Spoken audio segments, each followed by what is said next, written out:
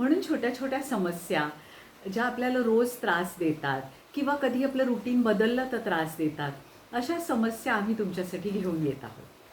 तर हल्लीच अनेक मैत्रिणींनी असं विचारलंय की आम्हाला की नाही मायग्रेनचा खूप त्रास होतोय. आता मायग्रेनचा त्रास का आत्ता होतोय ह्याचा जर आपण विचार केला तर आपलं रुटीन अगदी बदलून गेलेलं आहे. घरात गणपती असेल किंवा आजूबाजूला गणपती असेल किंवा आपल्या माहेरी गणपती असेल, त्यांच्या घरी गेल्यानंतर आपला आहार तर बदलतोच, पण खाण्याची वेळसुद्धा बदलते. आता तुम्ही म्हणाल इतके वर्ष तर आम्हाला होत होतं सगळं, आता का नाही होत? तर कधीतरी शरीर शेवटी आपलं ॲडजस्ट करायचं बंद करतं बरं का. अगोदर ॲडजस्ट करत असतं, पण काही वर्षानंतर त्याला ॲडजस्ट करणं शक्य होत नाही. म्हणूनच आयुर्वेदाप्रमाणे दिनचर्या, ऋतुचर्या, वेग न धारण करण्याची खबरदारी ठेवण्याचं असे खूप नियम सांगितलेले आहेत. आणि हे नियम जेव्हा आपण पाळत नाही तेव्हा काय होतं बघा, शरीरामध्ये हळूहळू पचन नीट न झाल्यामुळे कफ धरतो. आता हे बघा, हे आपले सायनस आहेत, आपल्याला सगळ्यांना माहिती आहेत. त्याच्याबरोबर आपल्या आतमध्ये डोक्यामध्ये पण एक सायनस असतं. इथे कफ थोडा बहुत असायला पाहिजे, कारण नाहीतर मग आपल्या डोक्याचं जे वजन आहे ते आपलं डोकं हलकं होऊन जाईल. म्हणून थोडा तर कफ असायला पाहिजे. पण तिथे जर खूप जास्त प्रमाणामध्ये कफ साठला तर काय होतं, त्याच्याबरोबर आपली चुकीची दिनचर्या, तिखट खाणं, चुकीचं खाणं, चुकीच्या वेळी खाणं, जागरण करणं, ह्या सगळ्या गोष्टींमुळे शरीरात पित्त पण वाढतं. आता पित्त म्हणजे काय मैत्रिणीनो? पित्त म्हणजे आग, सरळ सरळ आग. ती आग लागली आपल्या पोटामध्ये, म्हणजे त्याच्या ज्या ज्वाळा आहेत त्या आपल्या डोक्यापर्यंत जात आहेत. आणि इथे जो असलेला कफ धरलेला आहे आपल्या चुकीच्या खाण्यामुळे किंवा जागरणामुळे किंवा गोड आपण पुष्कळ खाल्लेलं आहे, मोदक खाल्लेले आहेत, प्रसादाचे मोदक खाल्लेले आहेत, जवळजवळ सगळा प्रसाद गोडच असतो, त्याच्यामुळे जास्त कफ दाटलेला आहे. आणि तो जास्त कफ ह्या पित्ताच्यामुळे विरघळायचा प्रयत्न करतो.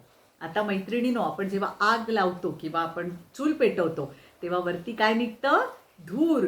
म्हणजे वातसुद्धा तिथे कुठे कमी पडत नाही.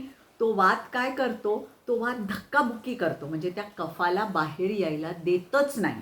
खालनं पित्त ज्वलंत करतंय त्याला. कफ म्हणजे काय? तुम्ही तुपाची उपमा घ्या. एका चमच्यात आपण जर तूप घेतलं आणि ते आगीवर धरलं तर ते विरघळतं, आणि विरघळलेल्या तुपाला जागा जास्त लागते. तो चमचा त्याला पुरत नाही, म्हणून तो चमच्यामधनं व्हायला लागतं. आता तेच होतंय आपल्या कफामध्ये, आपल्या डोक्यामध्ये. कफ जाड झालेला आहे, तो जाड आहे, तो पित्ताच्या आगीमुळे विरघळलाय, त्याला जागा जास्त लागते, त्याला वात बाहेर यायला देत नाहीये. म्हणून तो तिथे अडकलेला जो कफ आहे तो ठणाणा ठणाणा डोकं दुखायला लावतो. आपल्याला लाईट सहन होत नाही, असं वाटतं की डोळे झाकून झोपून राहावं, आवाज सहन होत नाही. मायग्रेनच्या स्टेजेस असतात 1 ते 10. त्यामध्ये जर तुम्ही मोडत असाल अगदी 10व्या स्टेजमध्ये, तर आवाज सहन होत नाही, लाईट सहन होत नाही. मग अशा वेळी करायचं काय?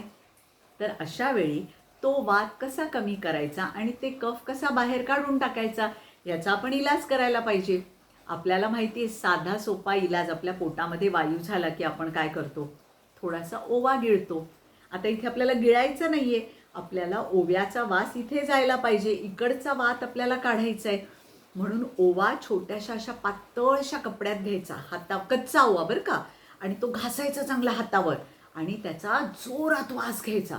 वास घेतला की काय होतो? तिकडच्या वाताचा नाश होतो आणि अक्षरशः जणू काय फुटल्यासारखा कफ, डोळ्यातनं पाणी, नाकातनं तुमच्या कफ व्हायला लागेल. हे जर जमत नसेल तर तुम्ही शेकसुद्धा घेऊ शकता. गरम पाणी करा चांगलं आणि त्याचा शेक घ्या.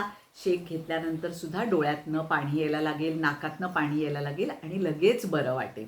हे 2 इलाज करून सुद्धा जर बरं वाटत नसेल तर माझ्याशी तुम्ही संपर्क साधू शकता. माझ्या दवाखान्यातनं मी मायग्रेनसाठी अगदी नियमित औषधं देते आणि सगळ्या पेशंटना खूप चांगला गुण येतो.